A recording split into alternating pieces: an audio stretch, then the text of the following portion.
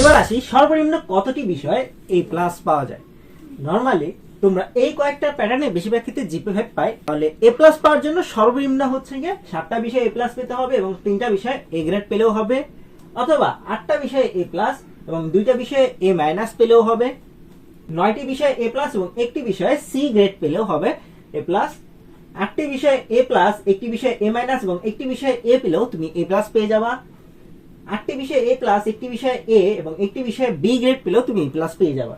তো এই হলো সর্বনিম্ন জিপি 5 পাওয়ার ট্রিক্স। তোমাদের টোটাল সাবজেক্ট আছে 10টা, যারা 10টা বিষয়ে এ প্লাস পাবে তাদেরকে বলা হয় গোল্ডেন এ প্লাস অথবা জিপিএ 5 উইদাউট 4 সাবজেক্ট। আসলে গোল্ডেন বলতে কিছু নাই, এটা হচ্ছে জিপিএ 5 উইদাউট 4 সাবজেক্ট। আবার যেরকম ধরুন 9টা বিষয়ে এ প্লাস, একটা বিষয়ে এটা তো অবশ্যই এ প্লাস হয়ে যাবে। আবার 8টি বিষয়ে এ প্লাস এবং 2টা বিষয়ে এ, এটাও এ প্লাস হয়ে যাবে। তো এরকম আর কি। আর এগুলো হচ্ছে ন্যূনতম ক্রাইটেরিয়া এ প্লাস পাওয়ার জন্য।